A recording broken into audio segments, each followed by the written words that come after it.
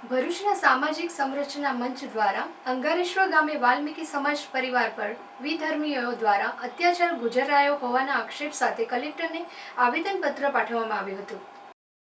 ભરૂચ સામાજિક સમરસતા મંચ અને હિન્દુ આગેવાનો દ્વારા આજરોજ ભરૂચ કલેક્ટરને આવેદનપત્ર પાઠવવામાં આવ્યું હતું, જેમાં જણાવ્યા અનુસાર ભરૂચ તાલુકાના અંગારેશ્વર ગામે રહેતા જગદીશ સોલંકીના ઘરે નિકોરા ગામમાં રહેતા તોશીફ રાજ, સબ્બીર, મોઇન, સલીમ તથા સરફરાઝ સહિતના શખ્સોએ જગદીશભાઈની દીકરી જમાઈને મકાન ખાલી કરી દેવાની ધમકી આપી હતી। ત્યારબાદ બીજા દિવસે તોશીફ રાજ અને અન્ય શખ્સોએ જેસીબીથી મકાન તોડી પાડી દીકરીને માર માર્યો હતો અને શારીરિક અડપલા પણ કર્યા હોવાના આક્ષેપ કર્યા છે।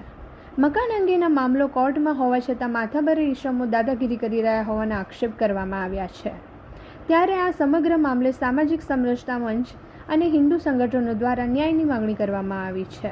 અને આ ઘટનામાં જે તોશીફ અને જે સાથીદારો જે છે જેમણે આ ગંભીર પ્રકારનું કૃત્ય કર્યું છે એમના વિરુદ્ધ કાયદેસરની કાર્યવાહી કરવામાં આવે અને એમના જે જામીન છે એ રદ કરવામાં આવે। સમગ્ર હિન્દુ સમાજ વાલ્મીકી સમાજની સાથે છે અને એમની સાથે રહેશે અને આગામી દિવસોમાં જે કંઈક લડત આપવામાં આવશે એની સાથે સમગ્ર ગુજરાતનો હિન્દુ સમાજ વાલ્મીકી સમાજની સાથે છે। સામાજિક સમરસતા મંચ સમગ્ર ઘટનાને વખોડી કાઢે છે। વંદે માતરમ, ભારત માતા કી જય। જે પ્રક્રિયાથી આ ઘટના ઘટી છે, મને લાગે છે કે આખા ગુજરાતમાં પહેલી એવી ઘટના હશે કે વ્યક્તિગત વ્યક્તિ બુલડોઝર લઈને પોતાનું બીજાનું ઘર તોડવા માટે નીકળ્યો હોય। એટલે કદાચ આ ઘટના ન્યાયિક વ્યવસ્થાને પણ ચેલેન્જ છે, પ્રશાસનિક વ્યવસ્થાને પણ ચેલેન્જ છે અને હિન્દુ સમાજને પણ ચેલેન્જ છે। અને હિન્દુ સમાજ આનો પ્રત્યુત્તર જે ભાષામાં આપવો પડશે એ બધી રીતે આપવાનો પ્રયત્ન કરશે। વર્તમાનમાં આજનું આવેદન જે આરોપી તોશીફ રાજ, જેની પર આ ગંભીર ગુનો દાખલ થવો જોઈતો હતો, તેમ છતાં પણ સામાન્ય ગુનો દાખલ કરીને એને જે પ્રકારે આજે બહાર ફરી રહ્યો છે, એને ફરી પાછી એની મૂળ જે કંઈ જગ્યા બતાવવામાં આવે અને જે કલમો જેની અંદર મૃત્યુ સુધીની ઘટનાઓ કરવાનો એનો જે ઈરાદો હતો એવી તમામ કલમોનો અંદર જોડાણ કરવામાં આવે, એની અંદર લેવામાં આવે અને ઓછામાં ઓછા સમયની અંદર એને ક્યાંક ને ક્યાંક જેલ ભેગો કરવામાં આવે, એ આજના આવેદનપત્રની માંગ છે।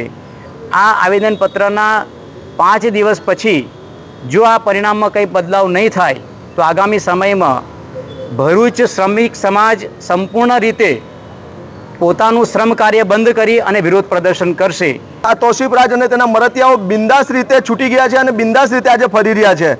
અમારી સમસ્ત વાલ્મીકી સમાજની એક માંગ છે કે આવા જે કૃત્ય કરતા વિધર્મીઓ છે તે લોકોને સરકારશ્રી કડકમાં કડક પગલાં એમની પર લઈ કોઈક દાખલો બેસાડે, જેથી કરીને વાલ્મીકી સમાજ તો શું પણ સમગ્ર હિન્દુ સમાજ પર આવા ખોટા કૃત્યો કરતા હરેક વિધર્મીઓ 10 વાર વિચારે। એટલે અમારી આજે એવી માંગ છે કે આ વિધર્મીઓ ઉપર એક્શન લેવામાં આવે અને આ પરિવારને ન્યાય આપવામાં આવે। બાળકોનું ભવિષ્ય પણ રોડાઈ રહ્યું છે। બાળકો શુક્લતીર્થ સ્કૂલમાં જ ત્યાં ભણે છે અને તેનું પરિવાર આજે ત્યાંથી જે ઘર તૂટવા પછી તે બિલકુલ નિરાધાર થઈ ગયા છે। આવા વરસાદમાં એમને રહેવું કાં, છોકરાની સાસરીમાં રહી છે લોકો, એટલે એક બાપ માટે તેના દીકરા માટે આ બહુ મોટી વાત કહેવાય। એટલે એનું ઘર એનું બનાવી દેવામાં આવે, આવા વિધર્મીઓની ઉપર એક્શન લેવામાં આવે એવી અમારી સમગ્ર વાલ્મીકી સમાજ તરફથી માંગ છે।